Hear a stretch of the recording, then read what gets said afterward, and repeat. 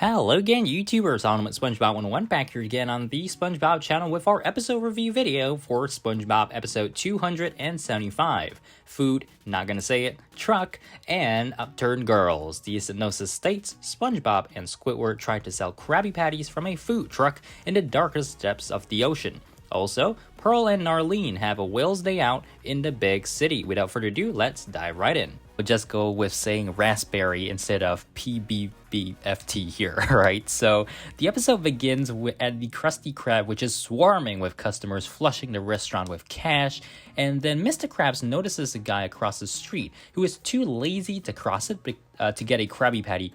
And then right on cue, a random burger truck comes by and sells that dude a burger and a soda. The guy says that it was great since he didn't have to move 1 inch, and then proceeds to walk off. If that guy was willing to walk off, he could simply have walked in the direction of the Krusty Krab 2 instead of being so lazy. But this gives Krabs the idea to sell Krabby Patties through a food truck, and he promptly puts one together, ordering Squidward and SpongeBob to go and sell Krabby Patties around town and not to return until they've sold at least one. So that's their goal. And one funny point in this episode is the fact that Krabs really hasn't been paying SpongeBob. For instance, we see a rubber check. So it's kind of funny how SpongeBob still survives, but I guess we'll never know what SpongeBob really earns, aside from fake money.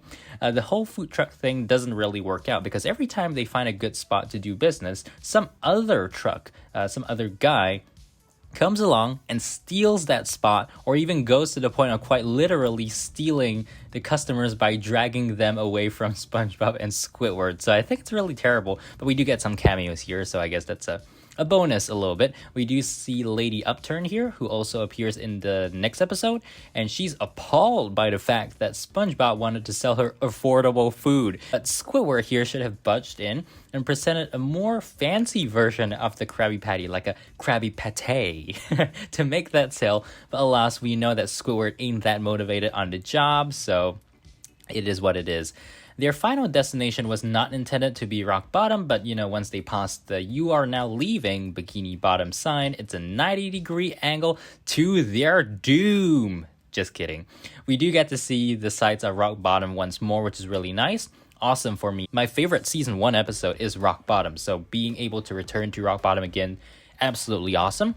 Rock bottom is usually eerie and mysterious, but this time it's really eerie because there's no one inside at the bus stop, at the mall. I mean, who knew there was a rock bottom mall, the circus, and even the graveyard. They encounter Bert, the glowfish, who appears to be waving to them, and this begins the whole chase to try to sell a Krabby Patty to him.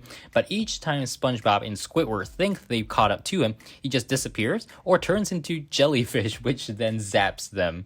So that's the running gag, like they get zapped by the power pole and all of that, and the jellyfish. So this portion was really fast-paced and quite hilarious, honestly, the first time I watched it, incorporating various rather drastic mechanisms to literally capture Bert, which is presumably not how one should procure customers in real life. I'm pretty sure no one will want to be a customer if you keep chasing them like that. After being exhausted from the chasing though, Squidward tries to buy a patty himself, but he realizes that he left his wallet in his pants. But since he never has pants on, does that mean he never has his wallet on him? Or perhaps he just put it in his pants one and forgot to take it out with him on his next pantless day. That sounds a little bit wrong, but what more can I say, right?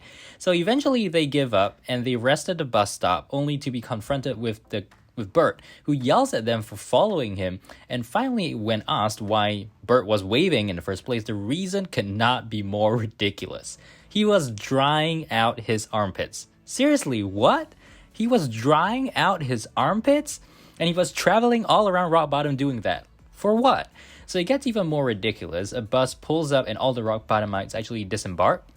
They had just come over from the Krusty Krab. It was their yearly trip to the Krusty Krab. Of course, we have the fish in the graveyard. I'm not sure if they are actually alive or dead. If they're dead and they get out of the coffins and go to the Krusty Krab once a year, I mean, that's pretty creepy if you ask me. The saddest part was the fact that the other fish, the one-eyed fish, named Frank, bought him Krabby Patties.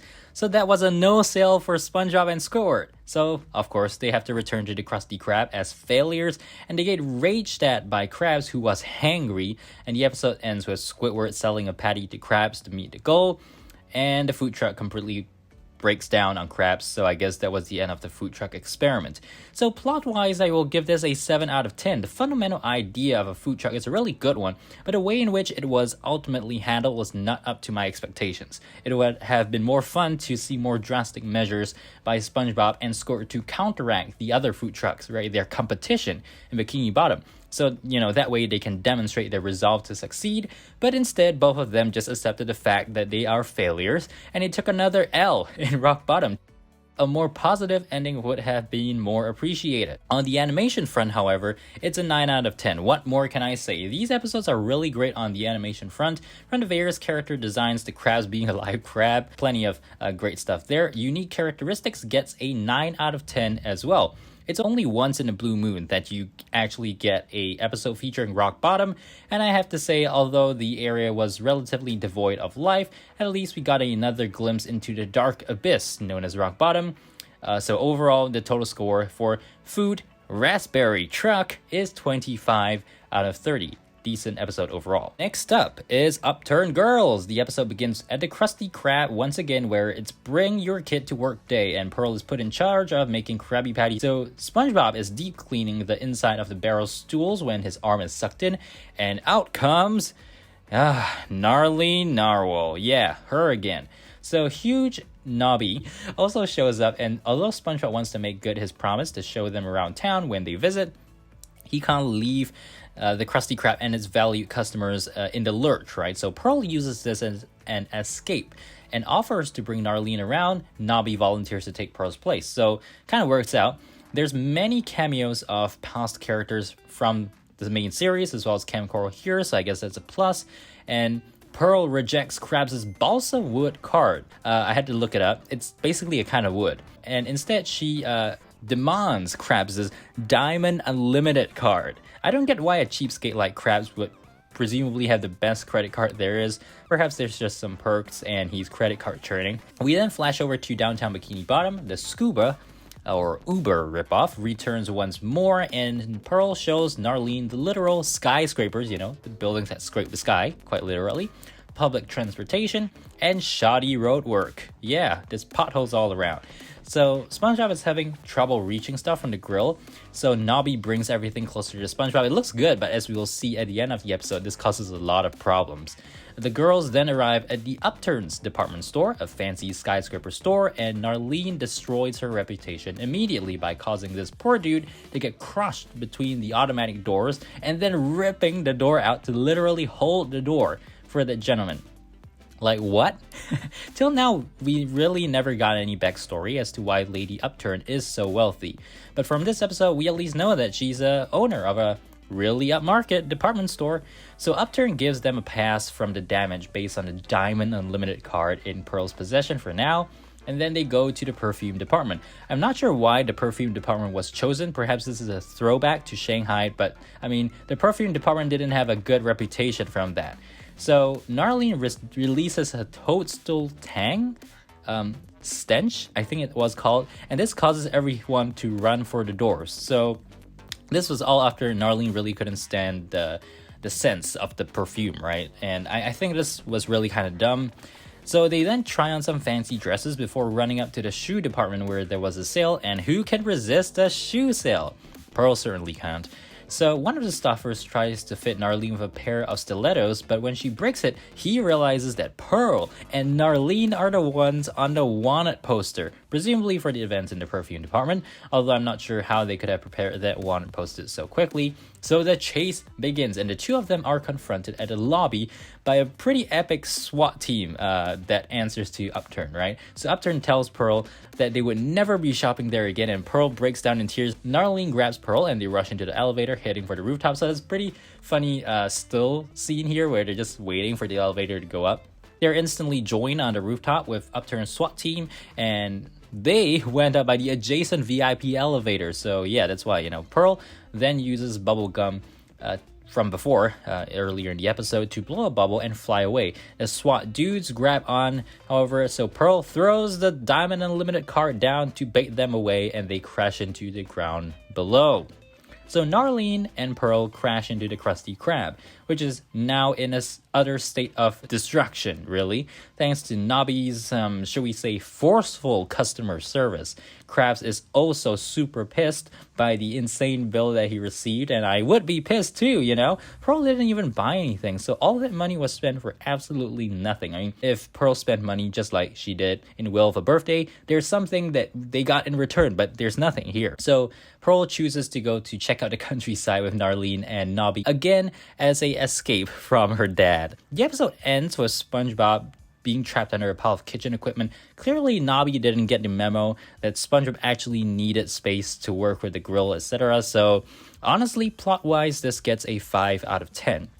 For those of you who follow the channel, you'll know that I view Narlene and Nobby with a certain disdain. Yeah, so far, every time they show up, we get more crazy chaos that is not really funny. The idea of going to the mall defeats the whole show you around town shtick. And yeah, you know, we got more character development with Pearl, but was it worth it? I'd say not really. In terms of improvement, my preferred route for the episode would have been for Pearl to actually spend lots of money buying lots of things. And then Narlene, you know, being from the countryside, becomes a little bit uncomfortable with this kind of lifestyle. And then somehow manages to convince Pearl that a lavish lifestyle doesn't really function as the only thing that can make one happy, for example, and that would have been much more meaningful than what we actually got. In terms of animation, 8 out of 10, really fun stuff overall, with the skyscraper scraping the sky, rooftop scene, SWAT lockdown scene. It's always great to see past characters that we haven't seen for a long time cameo once more. And unique characteristics, 8 out of 10. World building is one of my favorite characteristics to look for, and this episode did satisfy my craving. We got to see a little bit more of downtown Bikini Bottom, and even check out Upturns, kind of like the Harrods luxury department store in real life. Overall, Upturn Girls gets a 21 out of 30.